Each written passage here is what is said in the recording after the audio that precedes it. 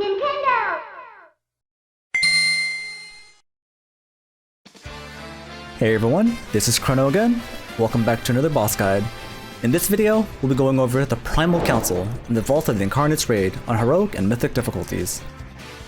As the name implies, this is a council fight involving 4 targets, each commanding abilities of a different element. As a reminder, footage in this video are from beta raid testing and are subject to change. That being said, let's get started.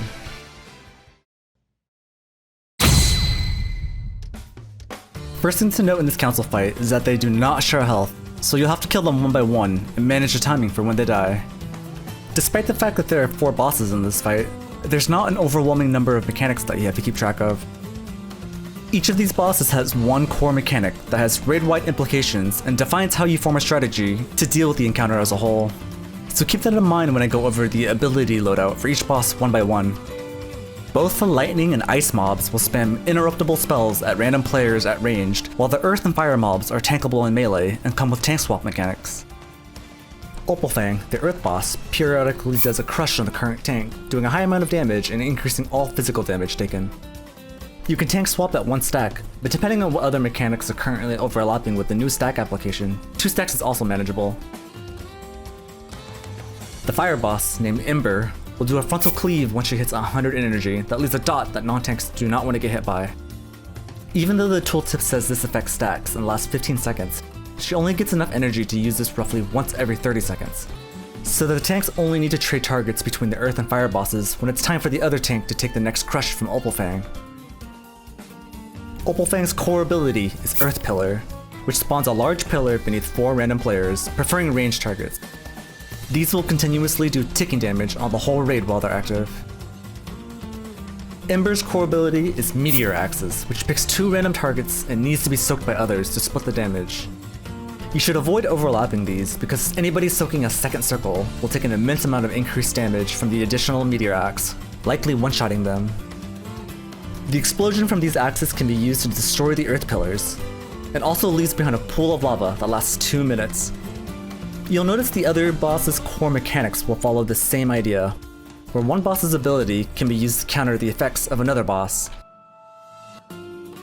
Kadros, the ice boss, and Dathia, the lightning boss, are both ranged casters that repeatedly spam interruptible spells at random players and do not need to be tanked directly.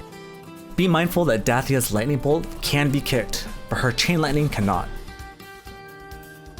Kadros' core ability is Primal Blizzard, which does ramping, raid-wide damage over 10 seconds. During this cast, everyone will quickly gain debuff stacks. If you hit 10 stacks, you'll get encased in an ice block and the raid must target you to break you out. If you play during BFA against Jaina, it's essentially the same idea. Stepping into the pools of fire will clear all of your stacks. Dathia's core ability is Conductive Mark, which does upfront damage to random players and places a small ring around them. This debuff does ticking damage over 20 seconds, and running into other players will duplicate it onto them. Each tick will cause you to take increased nature damage, meaning both the Conductive Mark itself, as well as the earth pillars will be dealing more damage to you over time. Running in the melee range of an earth pillar will dispel the effects. When any of the council members dies, a lingering effect will persist until the fight ends. During raid testing, each of their on-death abilities had unique side effects.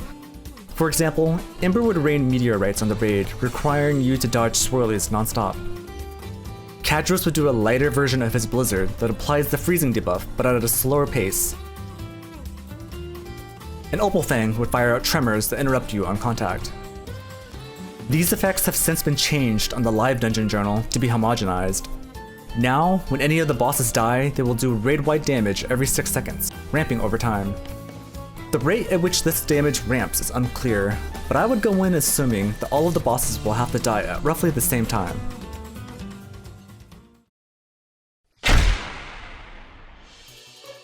Assign an interrupt on Kadros and Dathia on pull so that you can stack up all 4 targets for maximum cleave.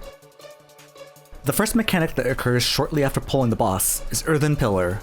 Throughout the fight, you'll want to consider what portions of the room you want covered with lava pools, and bait the spawn locations for the pillars accordingly. So have your ranged bunch up near the edge of the previous fire pools before the next sets of pillars spawn. We were given gear during testing that wasn't too far off from the rewards that the boss drops, so we were able to kill the bosses before too much of the room was covered. But depending on how undergeared you are, you may have to consider managing your space for a longer pull. When you're dropping your conductive marks at an earth pillar, be aware of those near you waiting for their turn, and give them a clear path after you're done. There's no limit to how many times you can pick up a new debuff, so if there's a lot of traffic around the same pillar, you can risk passing the debuff back and forth repeatedly and take unnecessary damage. Ideally, the earth pillars are baited close enough together so that you can easily destroy all of them with every set of meteor axes that go out, to reduce the ticking raid damage. Consider tanking the bosses not too far off from a few of the pillars so the melee don't lose too much uptime and can assist with soaking the axes. Stepping into the lava pools did very light damage during raid testing, and if that carries over onto live, then feel free to repeatedly dip into them to clear your stacks during the blizzard. There's no punishment for clearing your stacks often until you do this fight on Mythic, which we'll cover next. On Mythic, the raid damage from the pillars, conductive marks, and Primal Blizzard are increased by a fair amount, and can put a lot of pressure on the healers if not handled correctly. This also makes overlaps of these mechanics a lot more threatening. The first mechanical change on Mythic is that the conductive marks do not expire. On Heroic, it was possible to just let the debuff time out after 20 seconds.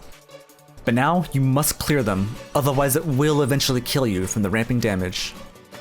Since there are always pillars active when the conductive marks go out, you can't afford to spread the debuffs too much, or your raid will quickly fall over, so be sure not to be too stacked as the marks go out.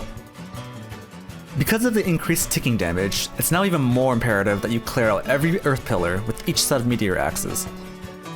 The other mechanical change on Mythic is related to the Primal Blizzard. Every time you step into the lava to clear your stacks, the size of the pool now shrinks. It's possible for a few people to soak twice, but the pools will not hold if the entire raid does this, so wait until you have 7 to 8 stacks before stepping in, and the blizzard will end before you get frozen. During raid testing, there was a nasty overlap that previously didn't happen on Heroic.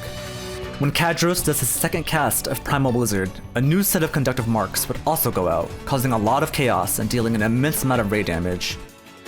If the marks weren't handled correctly from this, then there was a very high chance of a wipe. There were 2 separate days of Mythic Council testing, and during the first round, there was almost no grace period after clearing your marks before you were eligible to pick up a new debuff. On the second day of testing, you had at least a full second after a new mark was applied before it could duplicate onto other players. So keep an eye out for whether this changes on live, as this will dictate how difficult the boss is. Individually, the mechanics aren't too bad to deal with, but when throwing duplicating conductive marks into the mix, it can quickly wipe the raid during overlaps.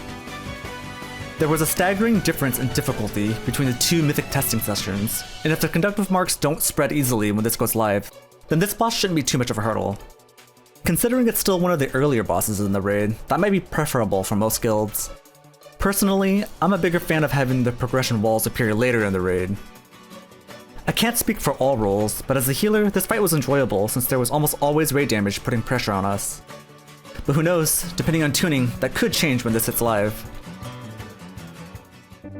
A huge thanks to those who stuck around for the whole video. I'm still on track to finish the remaining 4 guides, and I look forward to seeing everyone there. I wish you the best of luck on your first kill of the Primal Council, and I'll see you guys next time.